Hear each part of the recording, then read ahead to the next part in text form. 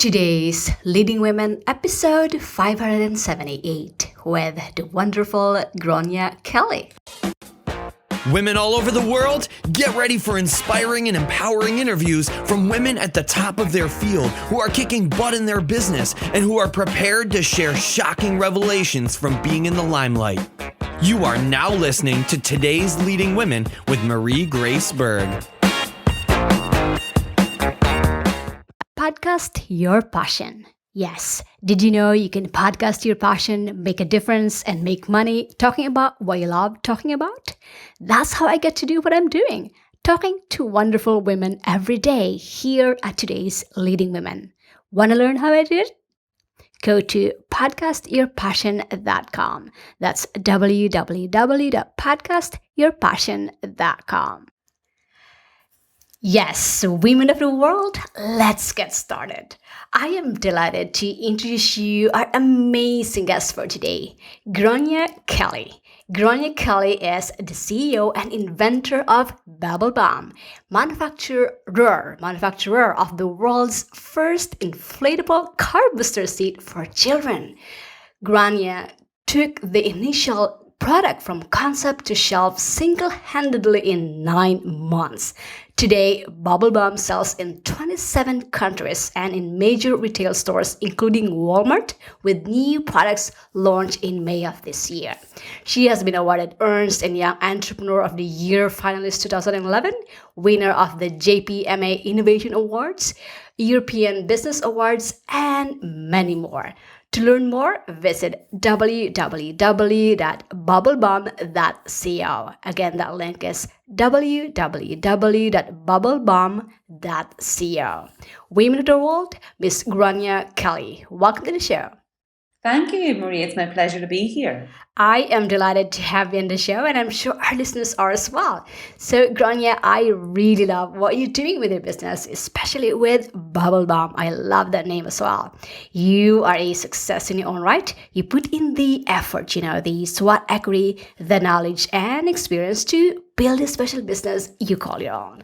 As a result of that, our listeners really want to get to know you, and I want to provide that conduit, that bridge between you and our listeners. So here are some cool questions that we can talk about.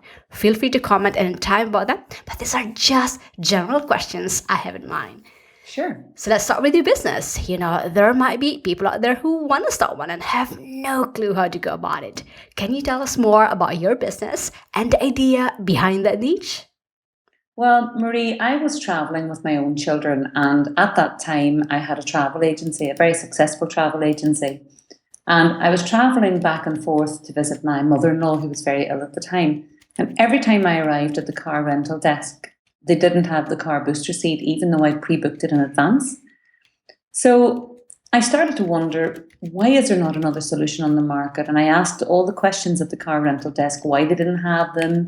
And one of the main reasons they didn't have the car booster seat was because they needed something that would be much smaller. They didn't have space to store them because, in the airports, those car rental desks are really tiny. You could hardly, as we would say over here, you couldn't swing a cat on them. So we would very often, we discovered that at the car rental desks, the parents were leaving without any car seat for their kids, and they were traveling unprotected on that journey. So I set about designing an inflatable version, and I traveled over to China to manufacture a prototype. And when I came back from China, I had that product patented. I've had the crash testing carried out, all of my design regulations, website set up, all of that. And literally from concept to shelf there, I had taken my concept drawings to China until I had sold my first units on our website was exactly 9 months. So I guess you could say that that was one of my babies. And I think everybody's business really is born out of a passion for something. And for me, that passion was my own kids. I love what I'm hearing about your business, and I love your story. And this has been a theme here at Today's Leading Women for our listeners out there. It really, most of the time or more often, it comes from a problem that we see ourselves and we don't find that we didn't see the solution out there, and you went out there and created that solution. So for example, with Grania, she had that idea to produce an inflatable booster seat because she was traveling a lot. Most of the time these car rentals didn't have that car booster seat, or they didn't have space for them, and that is how idea most of the time comes about. So that's a great story, very inspiring. Let's learn from that for our listeners that are just thinking of what kind of business you want to venture in. So thanks for sharing those. Now, what continues to inspire you doing this business? Well, I'm always inspired. I'm actually always inspired by not only other women, but other business people. And where I had started out looking at my business and thinking, oh my goodness, I'm such a small business here.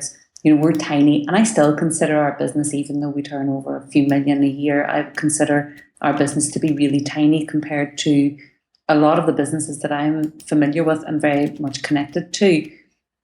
And I'm always inspired by other entrepreneurs who are willing to give their time and expecting nothing in return other than see me succeed. And for me, that in itself is truly inspirational. Yes, absolutely. And by the fact that you are here with us here at Today's Indian Women, sharing your journey, sharing your stories, giving us your advice, giving our listeners the gist of how you came from where you are before to where you are today, that is so inspiring. You're really such a role model to all of us here at Today's Indian Women. All right, let's talk about how you prepared for success that turned this idea or that turned this inspiration into a reality. Can you share our listeners what are some of your personality traits or your top 3 personal qualities that help you become a successful entrepreneur that our listeners can learn from? I think one of the most important things is persistence and determination. And I once had a psychometric testing done. And at the end of it, we were given one sentence to describe our personality type. And my personality type was sees no as a temporary obstacle. And I guess for me, that has stayed with me. And that would show that my persistence and determination when I was told, no, you can't have an inflatable car seat. And I just kept asking the question, but why? You see, there is always a way. There is always a way. So for me, the determination and persistency paid off. And also, I think another one of my personal traits would be honesty to a fault. And quite often, I know that people will tell you that they like things and everything's wonderful. And for me, I would struggle with that. And I would more inclined to say, yeah, I like this part, but I hate that part. So rather than saying yes all of the time and agreeing that you love everything, it's very important that you're clinically honest when it comes to your business. And I would be clinically honest with our team and with myself. And I guess my third personal trait is optimism. And that a lot of that feeds in around my persistence and determination and saying no is a temporary obstacle. I get up in the morning and I choose to have a good day. And even when my kids get up in the morning, if they're having a bad day, I take them back to bed and say, okay, we've got a decision to make. Are you going to have a good day or a bad day? And everybody chooses to have a good day, Marie. Nobody chooses to have a bad day. So they make the decision before they get out of bed, okay, we're going to have a good day. And I say, okay, we'll start again. So they get out of bed and we're having a good day. And sometimes I have to take myself back to bed to keep myself optimistic. And that is very, very important. And it's important that everybody reminds themselves every morning that it's their choice to have a good day. I love it. So persistence and determination, honesty, optimism. I love what you said about optimism. Deciding right there and then that today I am going to look at the positive side of things. I'm going to decide that I'm going to be optimistic today. That's a huge lesson that we can all practice on a daily basis. So all these qualities or traits that Grania just shared with us, the good news is that we can all cultivate and adapt them into our lives. So that's having the persistence or determination, honesty, and optimism, starting your day in a positive way. All right, let's talk about what happened when you started your journey as an entrepreneur. As entrepreneurs, we face daily challenges that define our being. And To get through those challenges takes a very special person, and our audience wants to know that special person in you. So, what have been your biggest challenges building your business, and how have you addressed or overcame those barriers to success that a lot of women entrepreneurs face today? Well, when I had first come up with the idea for BubbleBum, we were living in Ireland, and I had lived in Ireland all of my life. And I had been trying to get the crash test labs in the US to respond to me, and I was having no luck. They were telling me, we'll get back to you in 3 weeks. And I needed to know something that day, not 3 weeks' time. So I said to my husband, if we're going to be taken seriously in the US and if we're ever going to understand that market, we're going to have to move there. So we did 6 weeks later.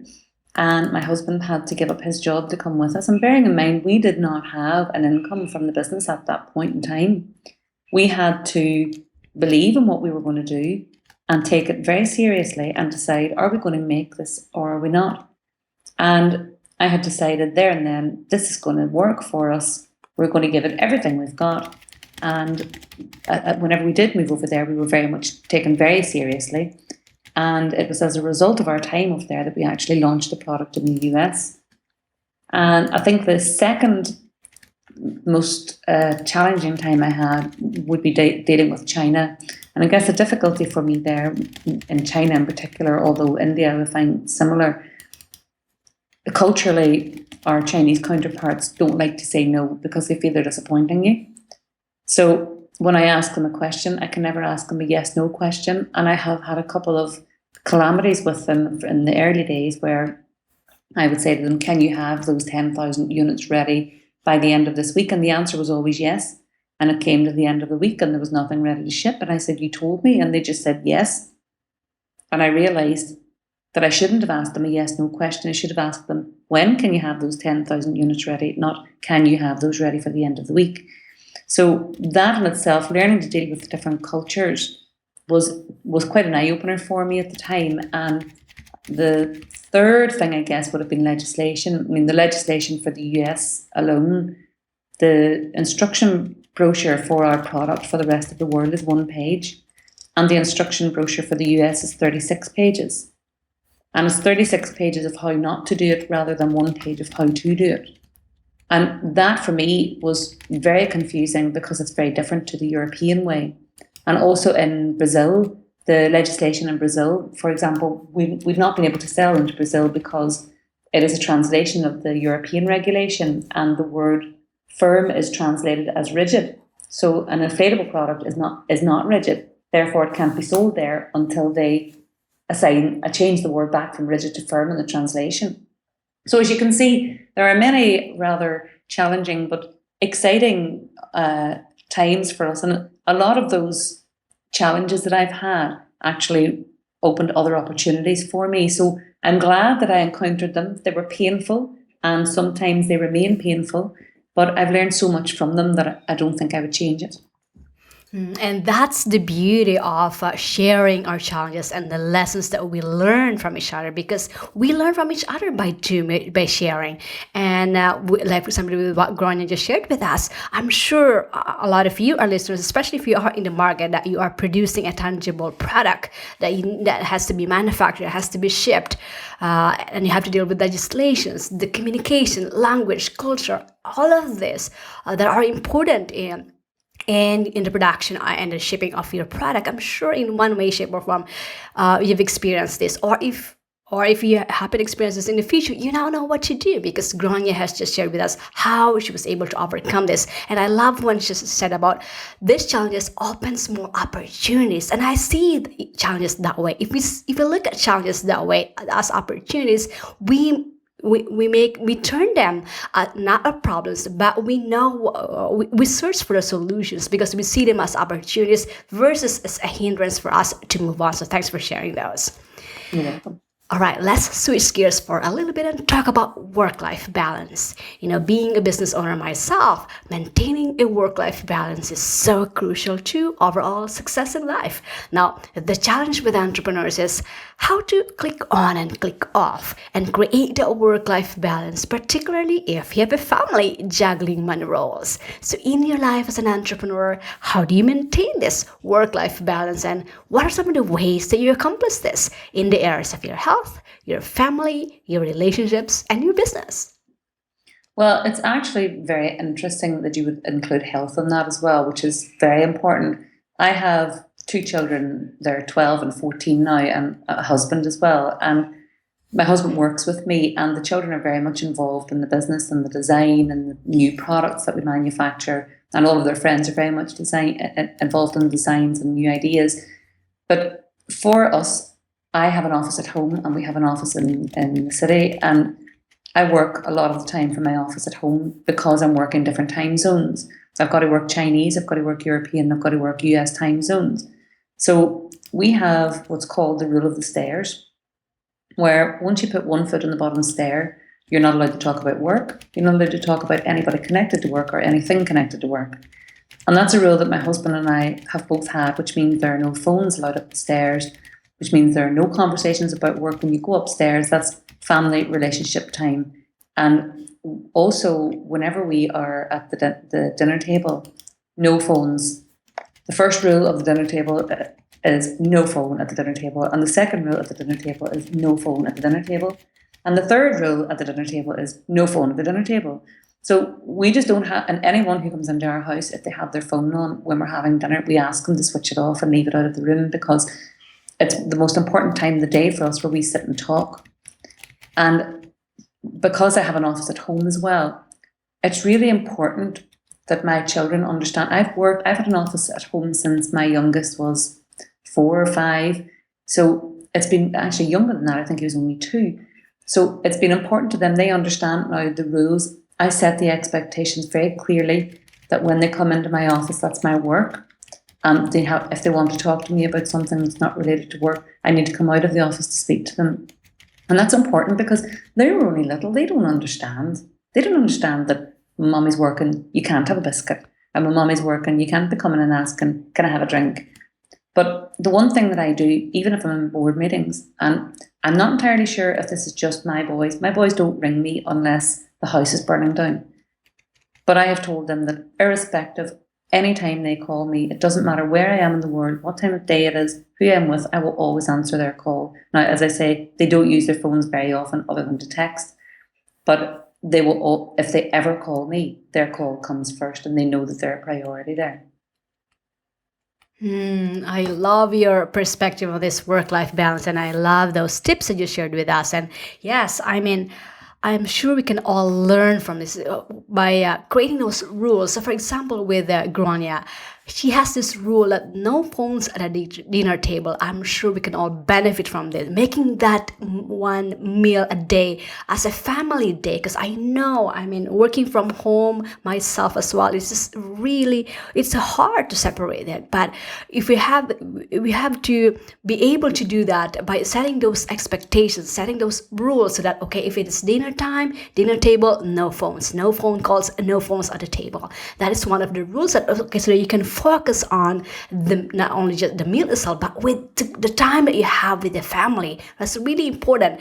And also, working from home myself too, I found that, okay, when I step out, I have a dedicated office or a room in our house where when I enter that room, I know I'm on a work mode. When I step out of that room, I know I have to switch. It's hard, but it's a constant practice and reminder for me that when I step out of that room, I know that I have to switch mode, which I'm sure a lot of us find it so hard. But you have to set those expectations, you have to set those rules and communicate it well to your family so that they know that they're also important to you.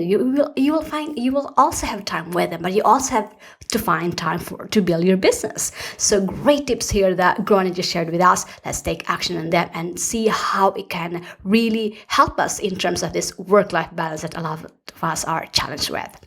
Something Right. else, Marie, that I would say to you as well, you did mention on health there as well, and it's something that I think women take very much for granted, particularly when it comes to women who are working for themselves.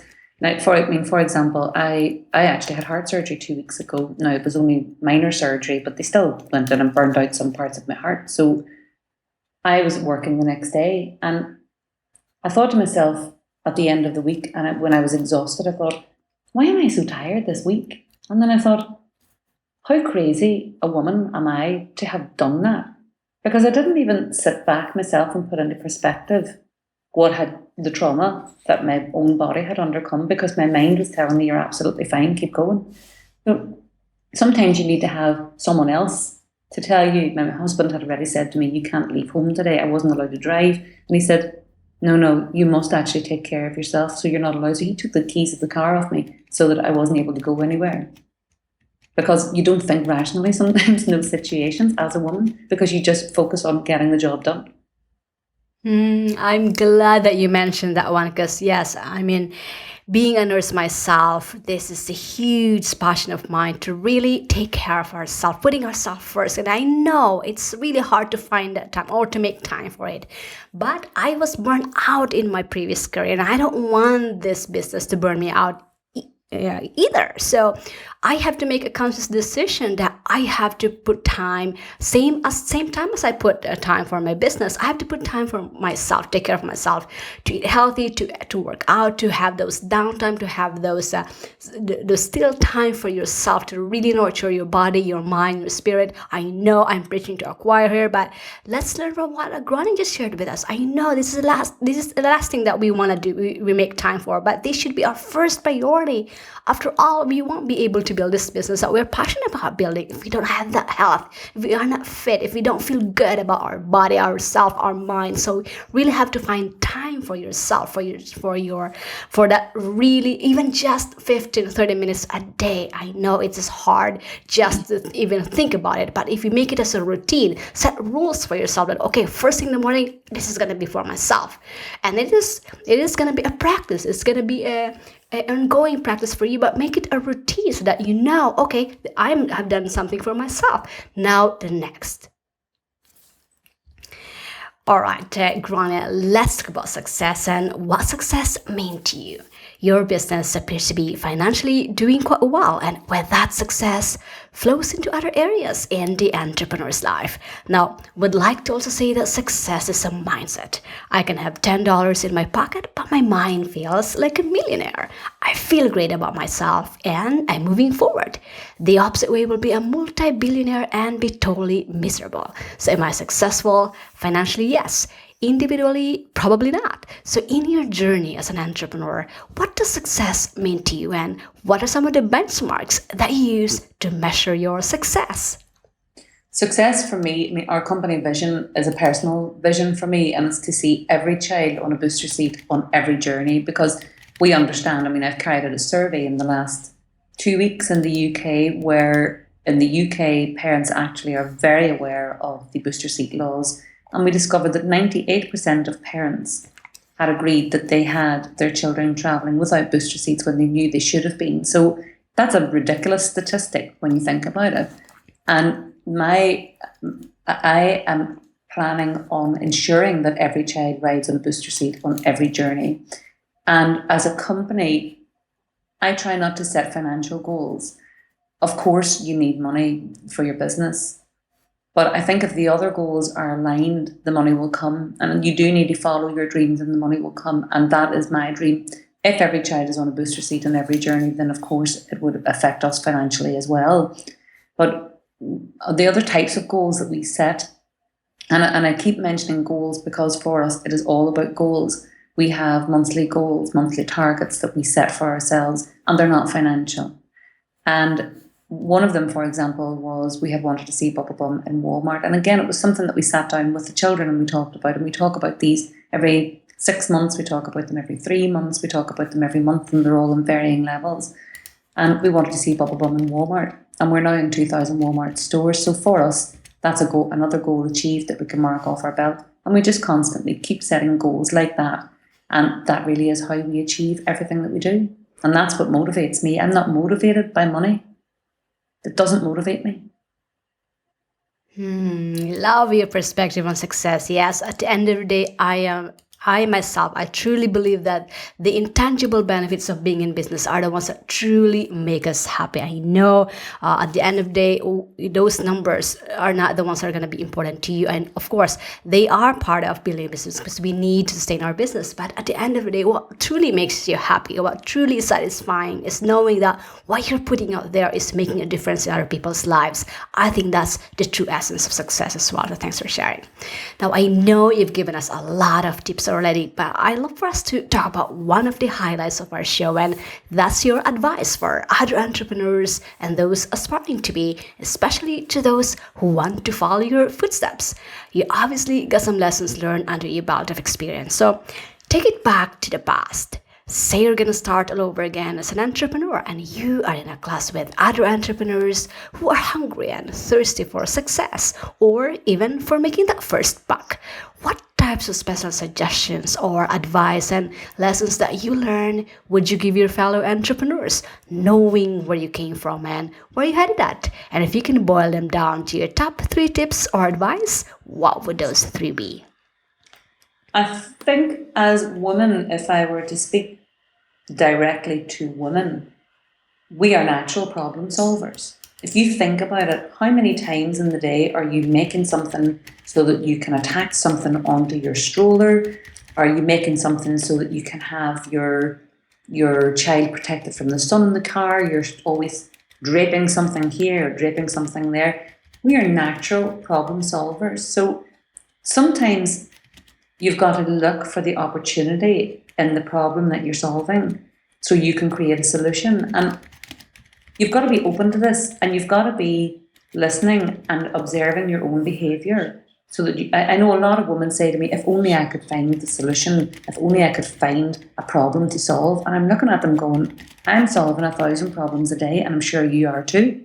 So that would be the first thing, is observe yourself and watch the problems that you or those around you are solving and create, because those are genuine needs. It's not as if you're trying to make a product to slot into a problem. You are creating a solution, and that is the importance of every product that is created. And another thing that I would say is listen to your gut. Quite often, people don't listen to their gut, and I didn't understand that my gut was there for a reason. And when you have a bad feeling about a situation or about someone, you need to pay particular attention to that, because your gut is giving you an indication that something is wrong. And I didn't listen to my gut the first time I went to China, and that manufacturer in China actually tried to steal all of our IP, and I should have, because I knew at the time something wasn't right. So that's just an example of why you should do that. And another thing I would say, again speaking specifically to women, is don't be afraid to be a woman. We are not men. And I know this might sound, I'm not a feminist, I love men. But we're better at some things than men. And men are better at some things than us. It's our job to get the best out of every man around us and get the best out of ourselves. And if you try to be a man, and I have seen this so many times where women go into boardrooms and they're trying to be high-powered because they're competing with the men. We don't have to compete. We don't have to compete. You can be sure you will be the best woman in the room. Who are you competing with? Golden nuggets in those tips that you shared with us. I was so hooked into listening to every word that you were saying. So let me just summarize them again for our listeners. So the first one is to look for opportunities and problems to solve. And I agree with what Granny just shared with us. We women are natural problem solvers. We look at those things that we are frustrated with, or things that we can solve, things that we need, things that we want a solution for. So capitalize on that, leverage on our ability to look for those opportunities and problems to solve. The second one is to listen to your gut. Yes, I agree with what Glenn just shared with us. It's so important that at the end of the day, you have to listen to your gut. You know what's right for you. You know that itching in your heart that, I should have said it. I should have made this decision or like that. So you really have to listen to your gut. It tells you that it's there for a reason, just like what Glenn just shared with us. And lastly, not being afraid to be a woman. I know, and in a world where we are now, we women are in a position where we can be the best woman that we can be. We don't have to compete with men, just like what Corinne just shared with us. We are so powerful in our own ways. We have to be the best of who we are as a woman and capitalize and leverage on our abilities as a woman. Great tips here that Corinne just shared with us. Let's take action on them today, and I'll make sure to have those on our show notes. Last but not least, Grania, share with us that one woman out there that you admire the most and why. This is not a business person, but it's someone that I really admire. And it's Melissa McCarthy, who starred in Bridesmaids, the movie. And the reason she inspires me so much, one of our company values are always take the business seriously, but never take ourselves too seriously. And she totally inspires me because she's never afraid. She doesn't take herself seriously at any point. So for me, she really inspires me. And although I'm not going to be a comedian, I think it's important for everybody to recognise that, yes, it's important to take your business seriously, but it's equally as important not to take yourself too seriously, or that could be fatal. All right, so to Melissa McCarthy for being an inspiration not only to you, but to all of us here at Today's Leading Women, we salute her. Lastly, Grania, share our listeners what's one big benefit that they can get with your product or your service, where they can get it, and what's the best way that our listeners can connect with you, and then we'll end from there. Well, the best way to describe our product, BubbleBum, is a bubble for your bum. So if you're traveling with your kids, and you're constantly carrying rigid booster seats with you, you can deflate BubbleBum and put it in their backpack so they always have a BubbleBum with them. They will always have their booster seat with them, so they're never going to be without. And the other thing is, if you've got 3 seats across the back, very often you get those busted knuckles where you can't fit the 3rd seat in. But you can always fit BubbleBum in every situation. Where you can fit a child, you can fit a BubbleBum. And you can buy BubbleBum in Walmart stores, you can buy it on Amazon.com, you can buy it on diapers.com, and you can buy it in some of the smaller independent stores as well. All right, so that's www.bubblebum.co. I highly encourage you, our listeners out there, especially moms, go to that link now, bubblebum.co, and take advantage of this product, BubbleBum product, that is inflatable booster seats that Grania and her company has produced for us. And I know I'm a big fan and really a proponent of having this car booster seats in every car, for every children, because that's one of as a safety measure, safe prevention measures that we can do. And the thing is, these are inflatable. They can put them in their backpacks. You can have them in your car. They are so portable. They are easy to bring with you. It doesn't take that much space because they are inflatable. And I love the phrase "bubble for your bum" because they are inflatable. They are soft. They will be easy and they will be comfortable for your children to use. So bubblebum.co, and it's available at Amazon.com as well for our international audiences. It's available on Walmart stores. Check them out where you are. Again, that link is www.bubblebum.co. Grania, thank you so much for being so generous in sharing your time, your inspiring story, your expertise, for being a role model to many, and for bringing such a positive energy with our listeners today. Women of the world, including me, appreciate you and wish you more success in business and in your life. Thank you so much, Marie. Thinking of starting a podcast? Seriously consider starting a podcast of your own, remembering that it will allow you to grow in ways you never imagined. It will grow your email list, your audience, your influence, and your bank account.